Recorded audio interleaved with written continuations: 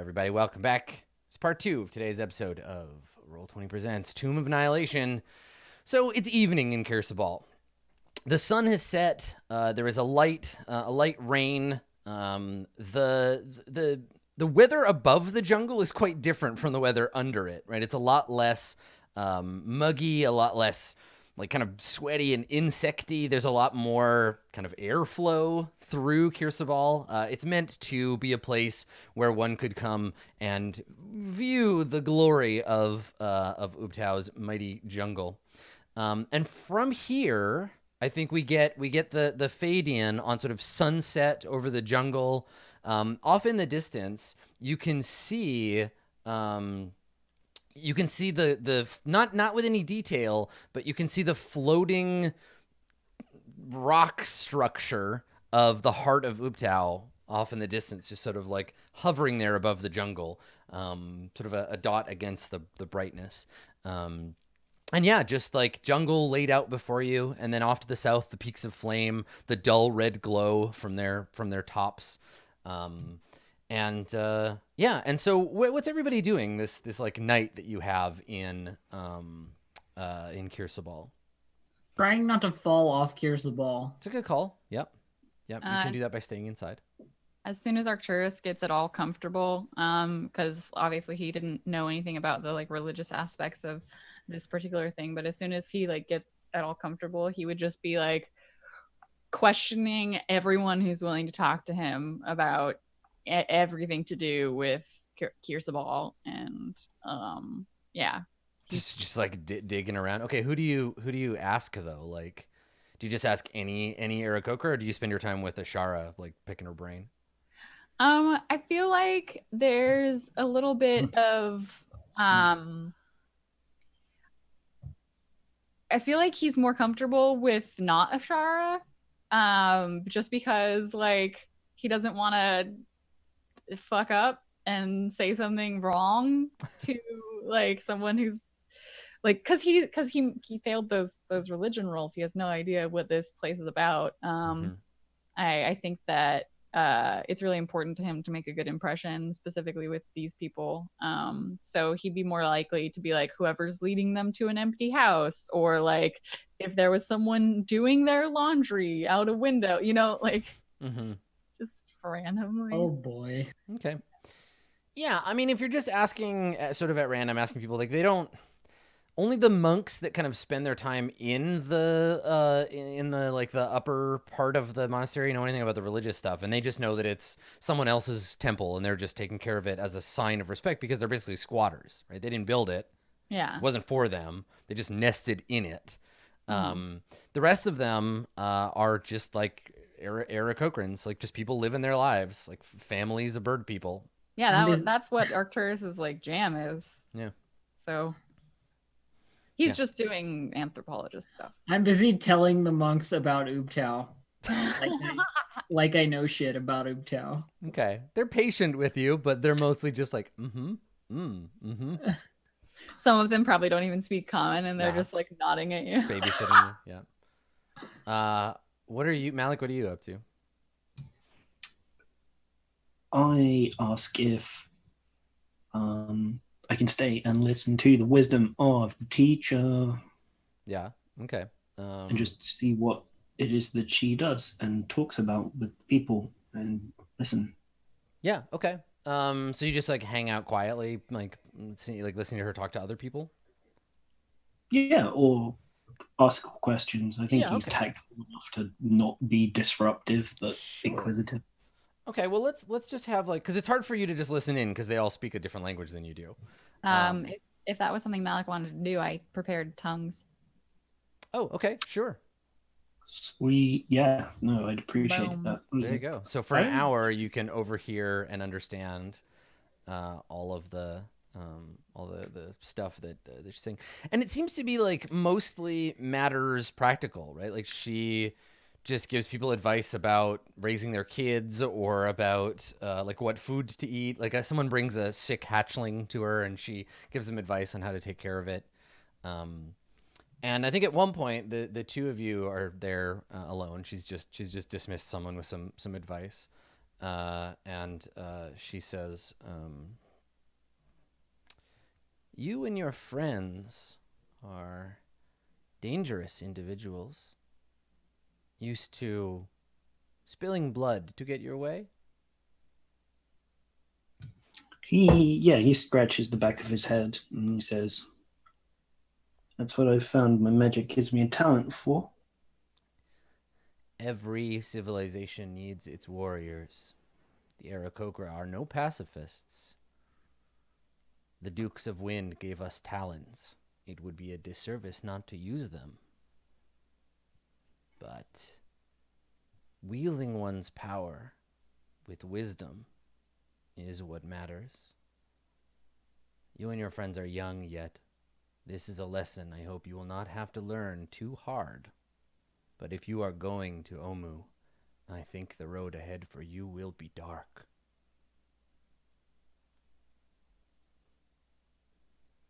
And he feels, those words specifically strike him of, I guess, the group particularly. And he finds himself kind of confiding and saying, "It's strange. Ever since I've come here, I've grown much stronger. My innate magical power has grown in this land where I've had to test it over and over again. With the rest of my life, it's simply been delving into tombs, touching a trap with a mage hand before it went off. Here, fireballs, incinerating corpses so they can't come back to life. It's worrying how much I feel my blood reveling when I do such destruction." The jungle will teach you many lessons, Malik. That life is very strong.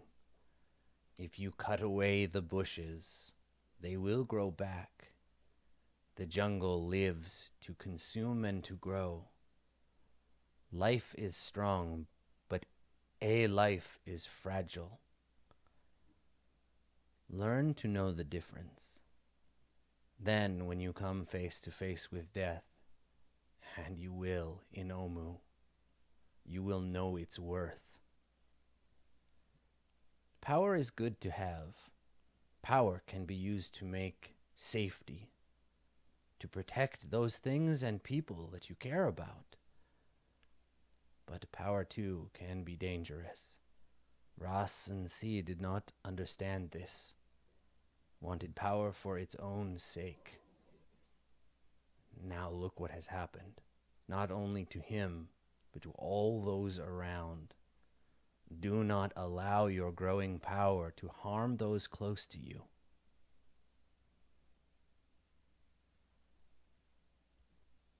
He sits and nods and says, "Thank you, teacher. I will think on this." Yeah, and then maybe somebody else comes in and he just like moves back to the side of the room and sits and thinks for the rest of the night until we reconvene. Mm-hmm. Okay. So meanwhile, Little Fox, what are you doing? Are you like finding a place for everybody to like rest that night, or what do you see Little Fox doing? I think she focuses on practical things, so she's probably looking for a place for us to bed down. Yeah. So you find an empty like dwelling. Basically, there's these little like lower level stone buildings, and some of them don't have anybody in them. They don't have any nests. So you find one and start laying out your pack and stuff. And I think while you're doing that, you're like unrolling the bedroll and kind of looking around. You hear like a faint like chirping sound, like a little like whistle, from outside.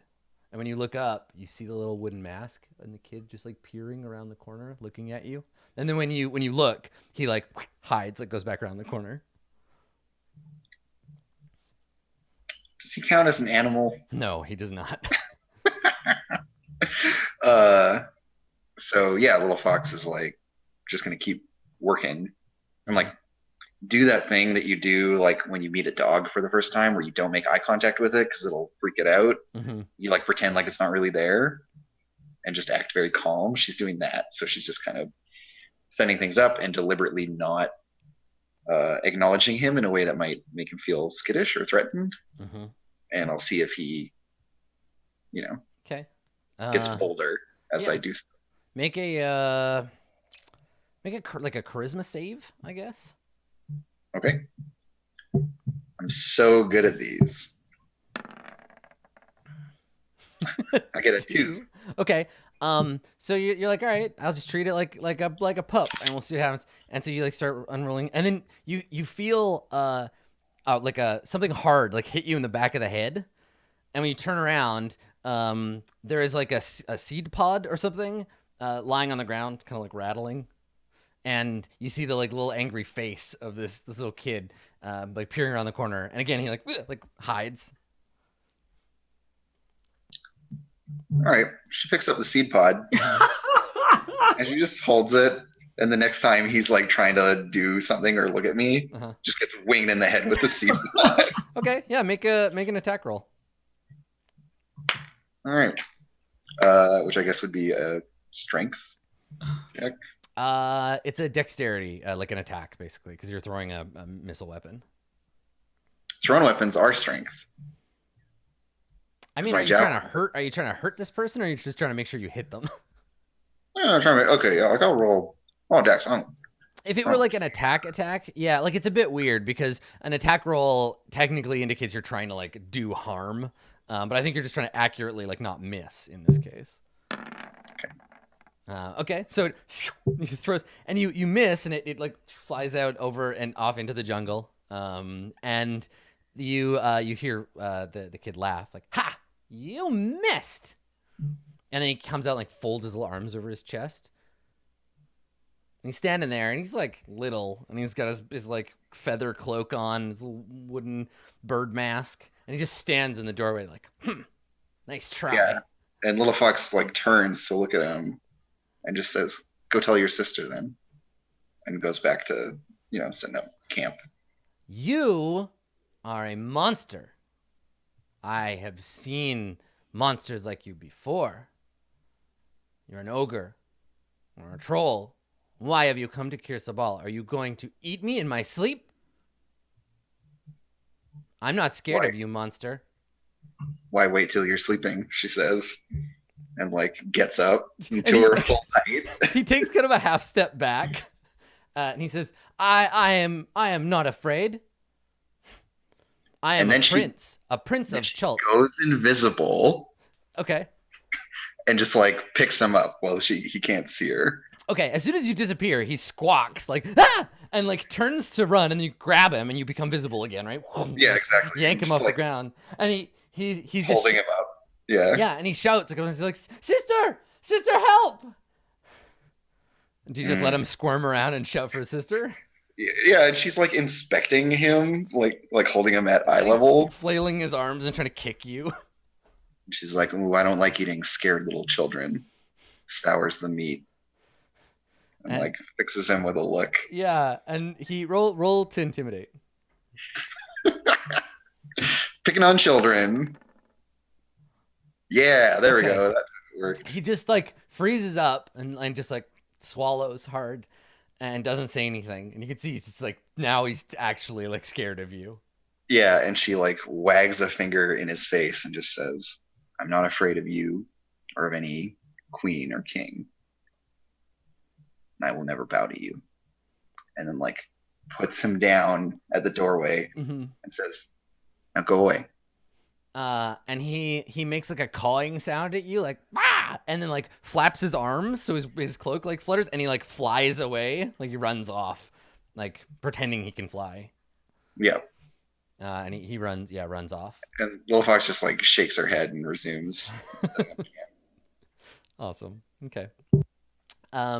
Arcturus, I think that in your searching, you're like walking around talking to people or whatever. You come out of a building, just having finished talking to some Aarakocra, and you notice Princess Moxanare. She's watching you. She's standing on a slightly higher like balcony, just like staring down at you. And I think like he looks around to make sure she's not like looking at someone else. Yeah, and she's looking right at you. And then like inclines his head and is like, "Is there something that I can do for you?" And then it's just like, I don't know how to refer to you by name, queen. I don't know. So he just like, there's a trailing off as Yeah. he's like, She says, "You may call me your majesty, and should get used to it. When I reclaim my throne, everyone in Chult will call me the same." well, I probably won't stay. I'm not this. I prefer the ocean.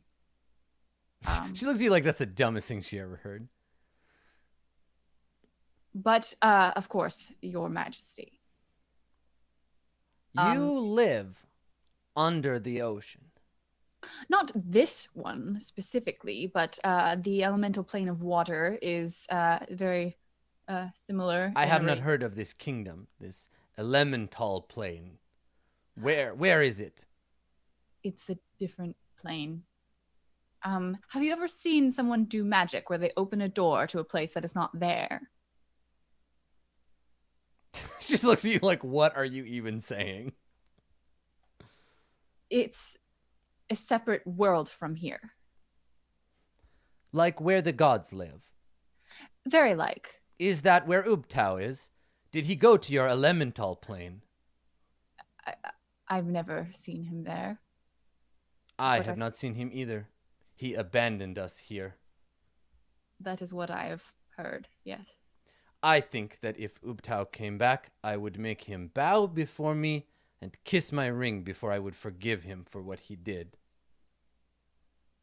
Well, it seems rather disrespectful to abandon an entire continent, so I'm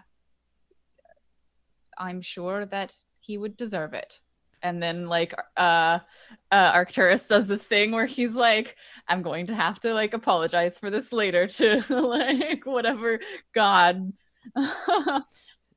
So she looks at you and she says, "Are you a warrior, Arcturus?" I am a cleric, which What is this cleric? I suppose like a warrior of a god, not Ubtao. Istishia is my god. I do not know this god. Is Yes. she from Waterdeep? He is water. How can your god be water? This is foolishness. Perhaps. Do you worship the rain, a puddle, the rivers? I don't understand. All of it is part of a larger whole. And if you pray to a puddle, does it answer you? Sometimes. I think this is very strange.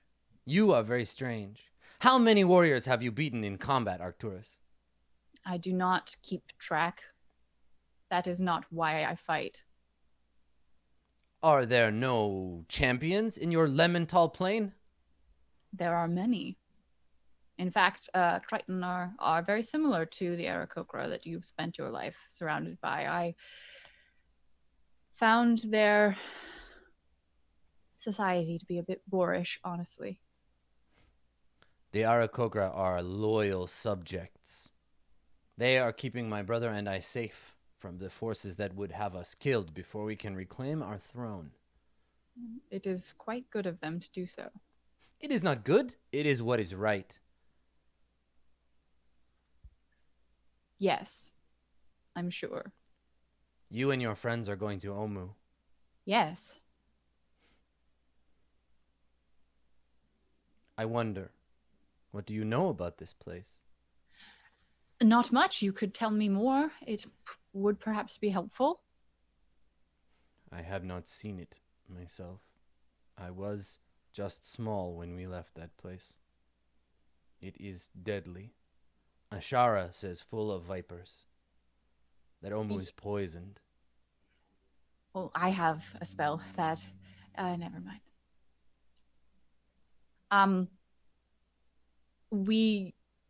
My friends and I intend to go anyway. I cannot tell if you are very brave or very stupid. Probably both. She looks at you and she says, "Do you wish to please your queen, Arcturus?" I do not have one. Yes, you do. You are in Chult. I am queen of Chult. Therefore, I am your queen. And you would do well to do as I say. Do you wish to please me? Yes. And he's like, he says it like, he's like, where is this going exactly? And there's a little bit of like a, like to the end of his word, you know? Then you must go to Omu, and you must kill Ras and Si, and you must not die, and then you must come back here. That would please me, Arcturus. I wish for you to be a warrior for me. And he's like, this is like, in his head, he's like, there was another woman who told me to go out into the jungle. And Everybody just wants you to be tough, Arcturus. And he's like, yes, I fully intend not to die. And it would be my pleasure to return. Good. And when you come back, bring me one of those lemons you were talking about. Lemon? Yes, from your home. Oh, it's not elemental. And he like he pronounces the common, like, you know, spacing it out, and then says it again in Aquan. She shakes her head and she says, I have given my royal decree. I want you to bring me a lemon and do not die. It would be my pleasure, Your Majesty. And Arcturus does the like same like weird wavy bow thing. Good. Excellent. So, Ishi, night has fallen. The hateful, horrible sun has dipped below the horizon, and you are finally safe in darkness. And I think you are, I don't know, where are you right now? I mean, if it's night, I'm probably like settling for sleep or like trying to find somewhere to stay, just because I know that everybody's gonna want to be going in the morning or whatever. Yeah, you're a nocturnal creature like, amid diurnal human people. Yeah, I'd happily go now, sort of thing, but like no one else would, you know. So it's more like finding out where Little Fox has like bedded down, or at least like decided they're gonna stay, and putting all my stuff there, you know, at least. Yeah. So you hear, I think as you're making your way down the stairs, you hear like flapping of wings. It's a pretty normal sound around here, but there's like a few of them. And you look over and you see a group of Aarakocra approaching. It looks like they're going to land on the little like balcony of the monastery, which is kind of where you're going through right now. And it looks like they're carrying like an injured Aarakocra. Like two of them have another one hanging kind of like unconscious or injured between them. And they all have weapons, and they seem to be returning from a battle.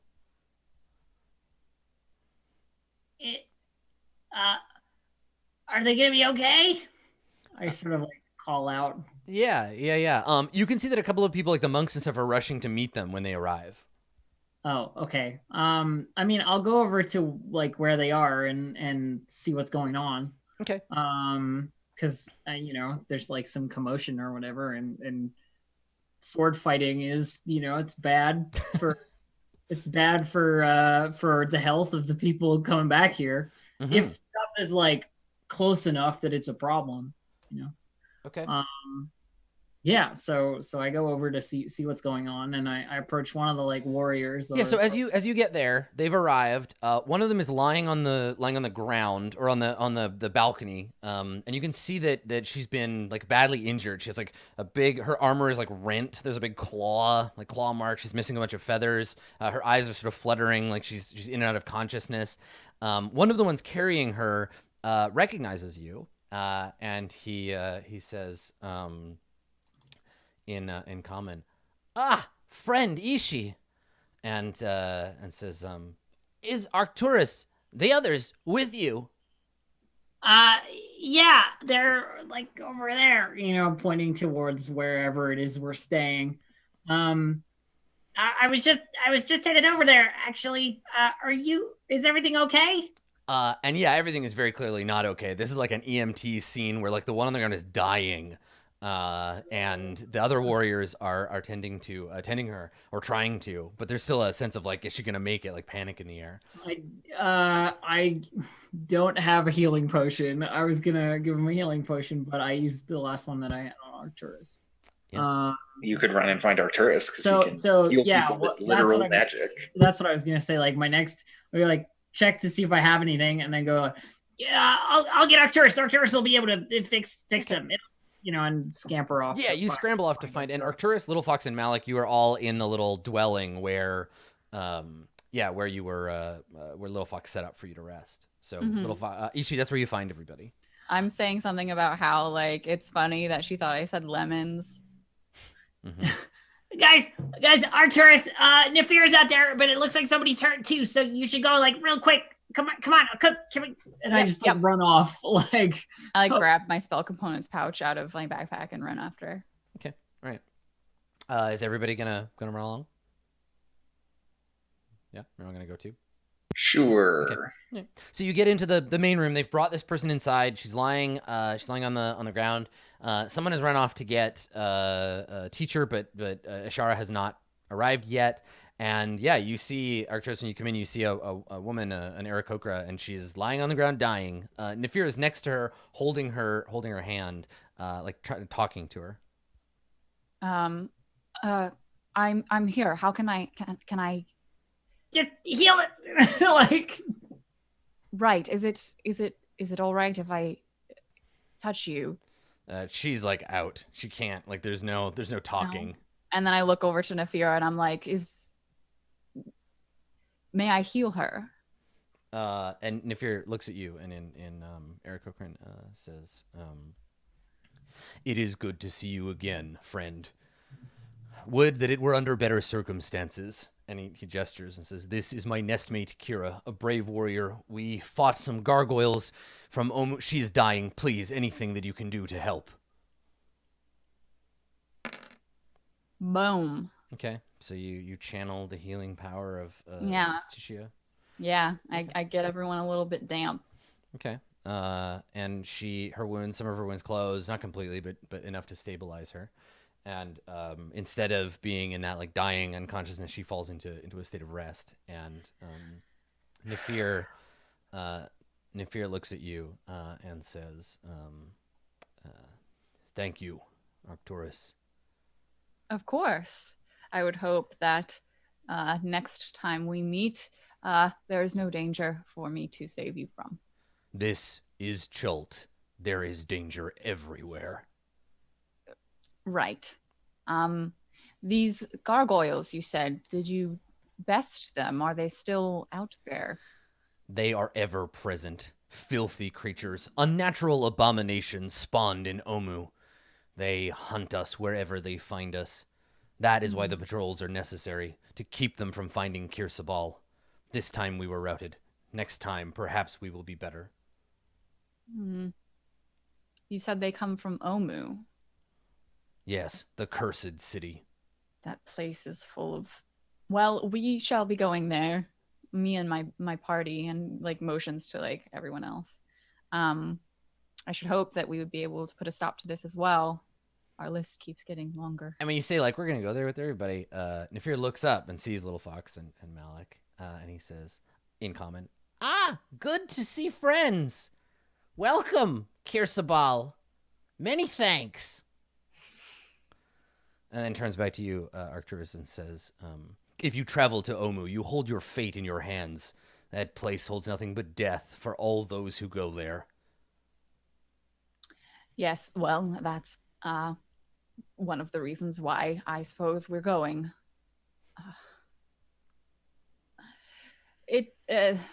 We are more than capable, but should you have a task there as well, be glad of the assistance. Burn that ruinous place to the ground so that it might spawn no more horrors to plague us. And then it looks like Arcturus flicks some eyes to Malik and yeah, says, and he, Nefir looks at you, Malik, and he says, "Omu, bad." Yes. Once we complete some task for your teacher, she will help us get there, and we will destroy it.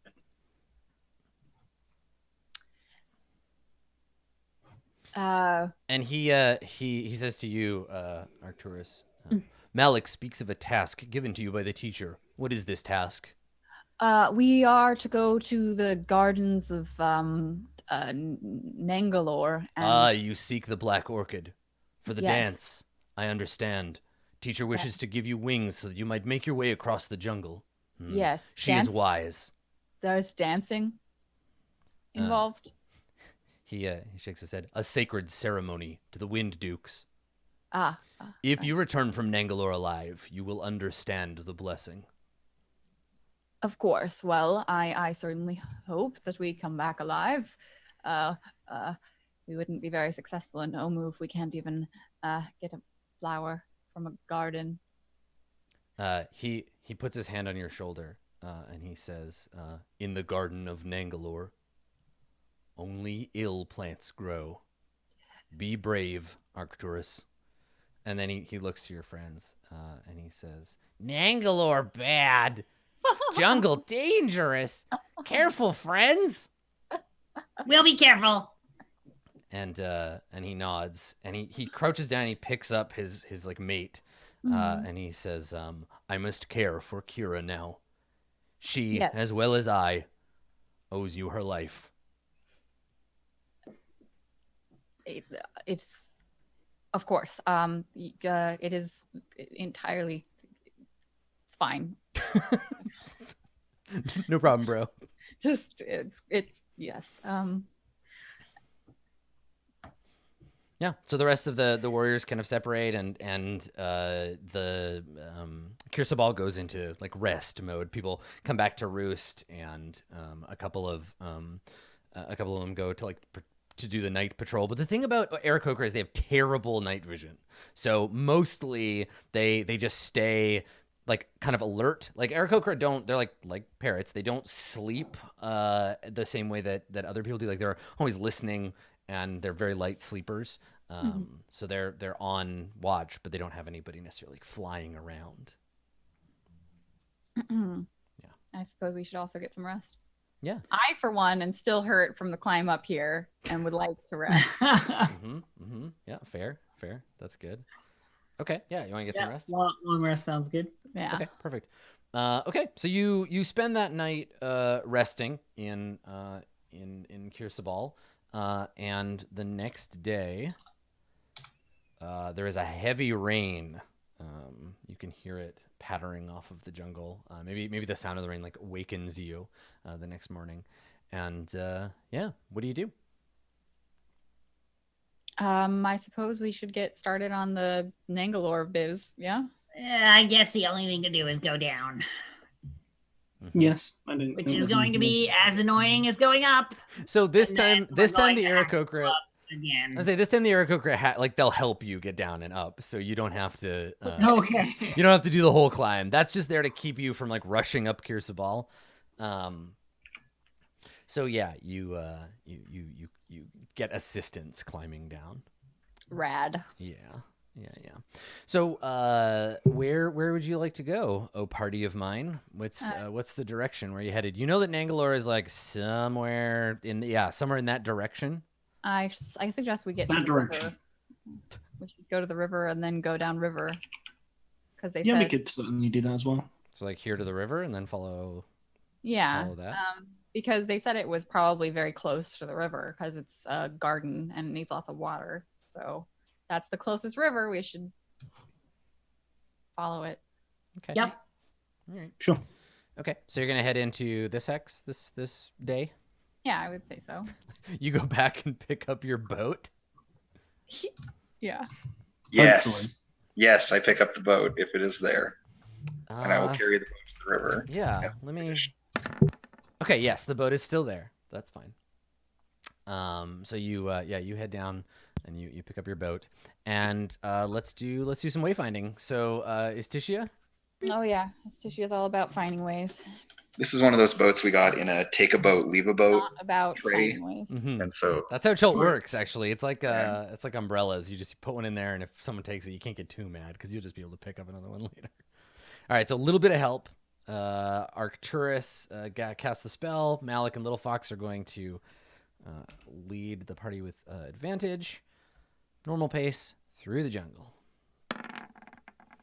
Okay, so you head out into the jungle, and mercifully, the day goes by with no event save the return to the massive rain. You're back under the canopy, just rain pouring down on you. The sounds of the jungle once again, and the earth under your feet. And you head out into the jungle. So this night, are you going to? It's rations, right, for today? I believe so, unless somebody's going hunting. Anyone? Doesn't sound like it. Wheeler? I'm Okay. better when we get to a river.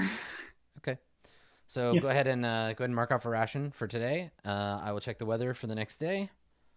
Hmm?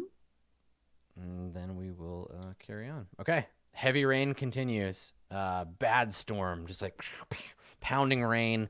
Very poor visibility. But you're damp all the time, so that's nice. So, Arcturus. I only have 9 rations left, and I'm feeding both myself and Ishii, Uh-huh. which means we have 4 days left unless we start Oh, contracting. when we get to the river, I will provide as many days as I can. Also, I have create food and water prepared. Okay, great. So at the end of the day, I could make rations for the next Okay. one. So that's Cool. that's the intent to go this hex. Uh-huh. All right, with a 3 for bonus with advantage. So that's 9 total. Normal pace through the jungle, and then by the end of the day, no problem. I gotta tell you, Lil Fox and Malik, you're killing it. You critically succeeded on both of these, like last day and today. So you Yeah, just- so it's actually like pretty easy walking. There's no bushwhacking we need to do. Yeah, you're ripping it. You're finding nice way to the get through. most expedient path. And yeah, at the end of the day, you'll reach the river. Let's see if you encounter anything else today. So I think at night, as you reach the river, there is the corpse of a large fish, like a big like coelacanth or something, and it's rotting by the side of the river. And there is a pack of, let's see how many of them there are. There's 5 of them, so I guess like a little family unit of pteranodons that are picking at this thing very territorially when you approach. I think one of them looks up when it sees you coming out of the brush onto the river's banks, and it like screams at you, trying to frighten you off from what it believes to be like its. What is a pteranodon? Pteranodon is like a big pterodactyl. Oh, Are they actually like large ones, or what kind of size? These guys are medium sized. They're human sized, so I would say that's pretty big, but they're not like. Right, sure. They're not We have fought. rock sized. We fought the Terrafolk, who are twice as big, though. That's Yeah. true. perhaps we should just go. Yeah, and so because of all the rain, you just sort of stumble into them, and they're just like, well, the biggest one, the mama bird, like shrieks at you, like back off, like rack, and like, yeah. What do you do? I don't need to understand them to know that means we should leave. We Are still they need to- like in our path in any particular way, or You'd have to go back into the jungle and like loop around, like it would delay you. Mm, Little fox. and so I think Little Fox will walk like slightly apart from the rest of the group, Mm-hmm. and just say, "We're not here for your fish or for you. Just let us pass. There'll be no trouble." Okay. Yeah. Make that roll that you got.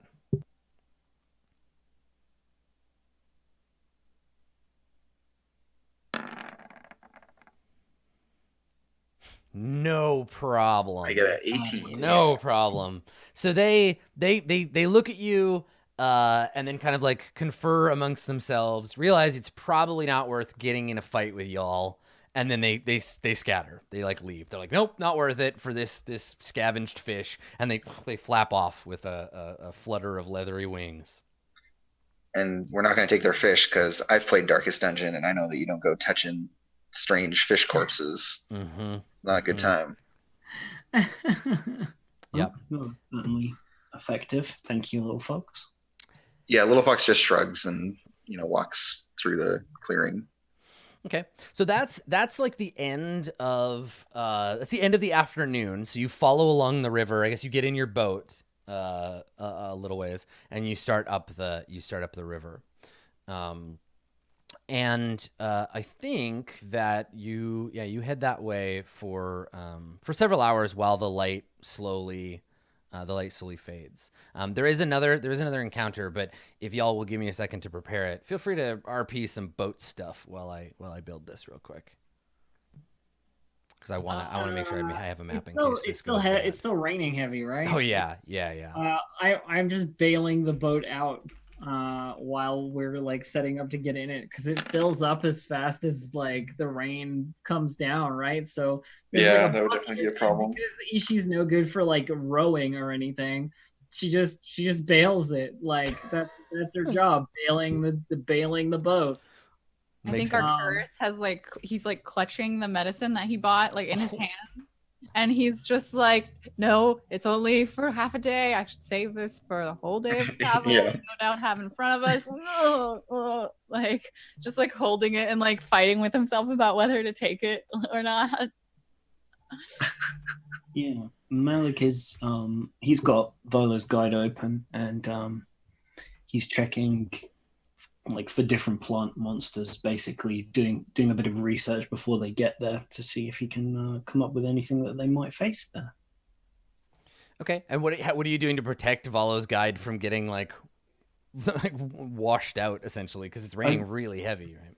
I'd probably like cast a weak version of shield above myself or something like mage hand, and just like hover it over the top of the book. There's a mage hand like holding your cloak. Oh my god, yeah, that's perfect. The cloak, that's so good. Yeah. So you have a little umbrella to read under.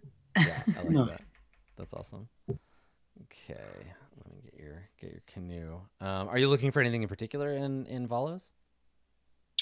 No, just going through like what the plant type monsters the are. obviously super amazing kobold section. I mean, there is a lot of information about kobolds in there. That's true. Volo seems to think that he's got a pretty good handle on the kobold situation. Volo doesn't know shit. You tell him. I was gonna take his hat. I let him have his hat, or I would have had it. Okay. Still one of my greatest triumphs. So let me make a couple of quick rolls, and then I will get y'all to do the same. So let's see here. There are not many different plants in Volo's. There's not one that got a bunch of entries. Okay. If we come across vegapygmies. Okay, so I think the ambush that you ride into, it happens, but there's no like, you don't get stealth attacked. It's not a great ambush. You're heading up the river. The trick is that it's raining so much that you barely see, so you end up just floating right into it, right?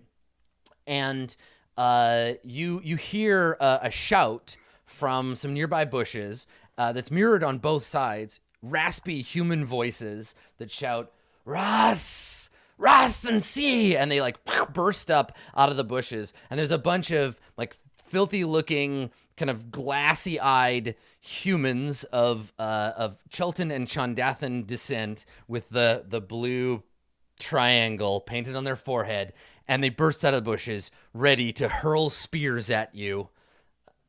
Let's roll initiative. Shall we?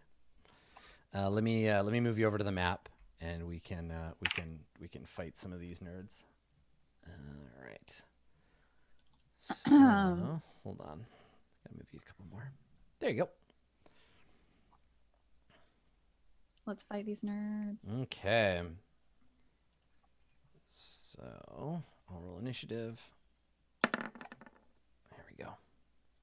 Ishi did not get off to a lightning start. No, that's very true. Neither did Arcturus. Arcturus and Ishi are both in the middle of performing something, boat deal. I got a Luckily bucket for you in my hand. nerds, the boat will act first because it's me at the top of the order. Mm-hmm. Mm-hmm. So we can, Yeah, and looking around, you can see that you're pretty surrounded. They're all over the place, and they have definitely been laying in wait for you to get here, so they can attack you. So Malik and Little Fox, you will get to go first. But before we do, rather than start a combat, we won't be able to finish in a couple of minutes. Let's take a second break here, and when we get back, we'll see if the servants of Ras and Sea can, I don't know, at least put a dent in your whole boat travel situation. Stick around. We'll be right back.